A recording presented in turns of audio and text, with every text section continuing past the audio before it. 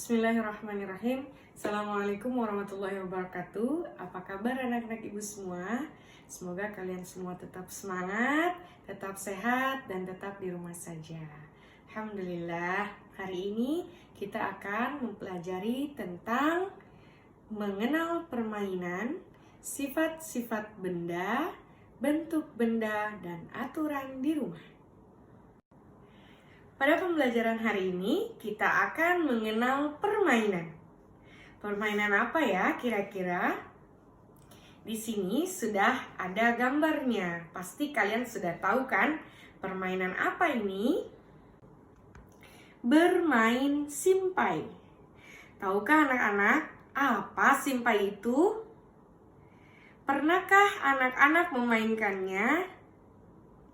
Simpai adalah alat permainan yang berbentuk lingkaran. Simpai terbuat dari rotan. Simpai dapat dipakai untuk bermain dan berolahraga.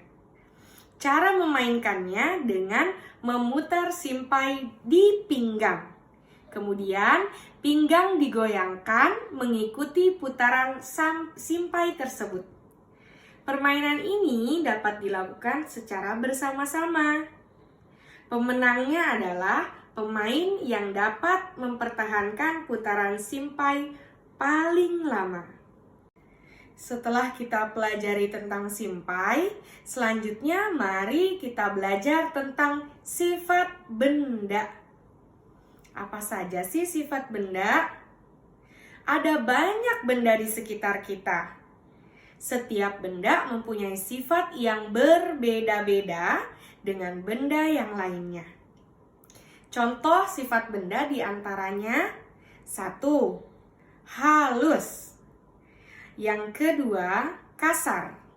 Yang ketiga, basah.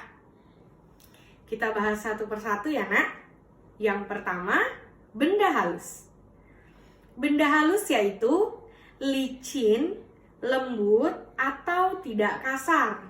Kira-kira apa ya contohnya? Ya, contohnya ada kapas, bulu, dan kertas. Kemudian benda kasar. Benda kasar itu kesat, tidak halus. Contohnya batu, pasir, dan kulit pohon. Selanjutnya, benda basah.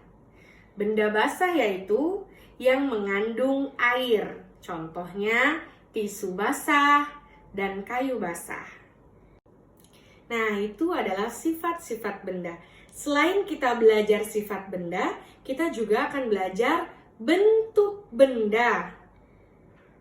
Bentuk benda juga beragam. Ada yang bentuknya tetap, ada yang bentuknya berubah-ubah. Bentuk pensil dan kertas akan selalu tetap, walaupun telah dipindahkan ke tempat yang berbeda. Misalnya, pensil yang awalnya ada di tangan kanan ibu, kemudian ibu pindahkan ke dalam kotak.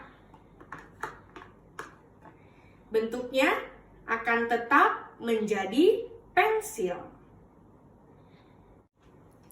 Kemudian, kertas yang awalnya pun ada di tangan kanan ibu, kemudian ibu pindahkan ke dalam kotak, maka bentuknya akan tetap menjadi kertas. Selanjutnya, sedangkan air di dalam gelas jika dipindahkan ke botol, bentuknya akan berubah menyerupai wadahnya. Ya, kita lihat sama-sama ya. Di sini ibu punya air 1 botol dan di sini ibu punya gelas.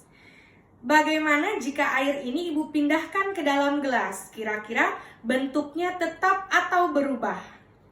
Kita lihat ya. Ini air yang ada di dalam botol. Kemudian Bu Nafsi pindahkan dari botol ke dalam gelas.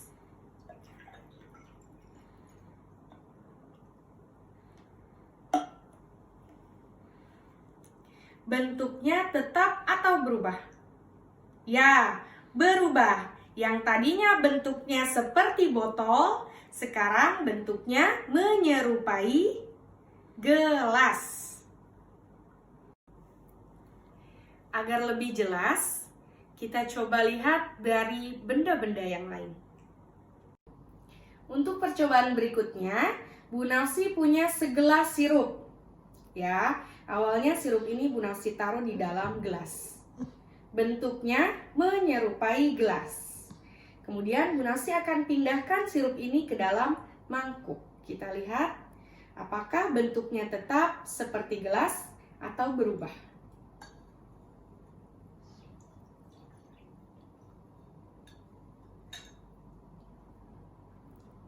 Setelah Bu Nafsi pindahkan, sirup ini bentuknya menyerupai mangkuk.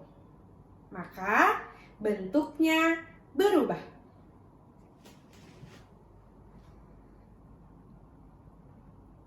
Selanjutnya, Bu Nafsi akan melakukan percobaan terhadap koin.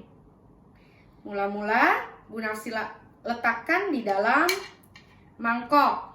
Ya, bentuknya koin. Kemudian Bu Nafsi akan pindahkan koin yang ada di dalam mangkok tadi ke kotak.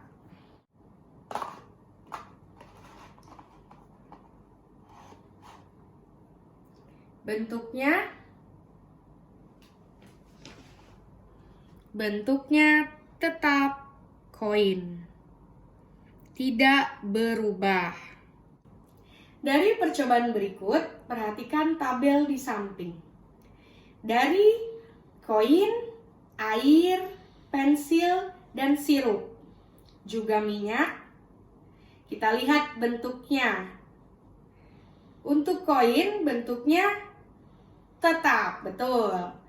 Air berubah sesuai dengan wadahnya. Pensil tetap. Sirup berubah. Minyak berubah. Kesimpulannya yaitu bentuk koin dan pensil tetap karena koin dan pensil berbentuk benda padat. Sedangkan air, sirup, dan minyak bentuknya berubah karena termasuk benda cair. Ya, di awal sudah Bu Nafsi jelaskan tentang sifat benda, yaitu benda cair dan padat, di mana yang mempunyai bentuk yang tetap dan berubah. Sekarang kita akan membahas benda gas. Perhatikan bacaan di samping. Contoh benda gas adalah udara di dalam balon dan plastik. Kalian tahu apa itu udara? Udara adalah angin yang bergerak. Dari bacaan tersebut, kita dapat mengetahui bahwa sifat benda gas bentuknya sesuai dengan wadahnya. Kemudian, tidak dapat dilihat, tapi dapat dirasakan. Jika udara dimasukkan ke dalam balon, bentuknya akan seperti balon. Dan jika dimasukkan ke dalam plastik, akan berbentuk plastik. Yang terakhir, kita akan belajar aturan di rumah. Aturan disebut juga dengan tata tertib. Aturan ini dibuat agar kita hidup tertib, disiplin, dan teratur. Contoh aturan di rumahku. Yang pertama, bangun pagi pukul 5 pagi. Setelah bangun, merapikan tempat tidur. Selalu minta izin bila bepergian. Dalam bermain tidak boleh lupa waktu. Setelah makan, membersihkan meja dan mencuci piring. Sore hari membantu pekerjaan orang tua. Pukul 7 belajar dengan rajin. Pukul 9 tidur. Maka kesimpulannya, aturan adalah tata tertib. Aturan berguna untuk mengatur kehidupan.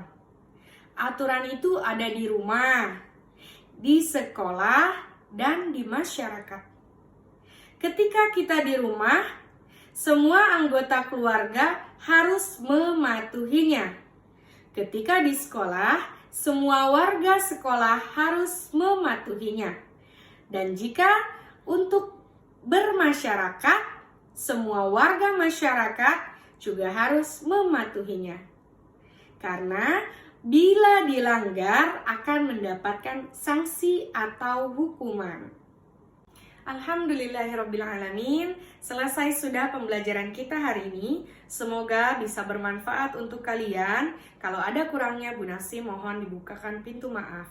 Kalau nanti ada yang tidak mengerti, boleh tanya ke Bu Nafsi. Untuk mengerjakan tugas dari Bu Nafsi selalu ingatkan jangan lupa mencuci tangannya terlebih dahulu. Selesai mengerjakan tugas juga cuci tangannya kembali. Assalamualaikum warahmatullahi wabarakatuh. Dadah semuanya.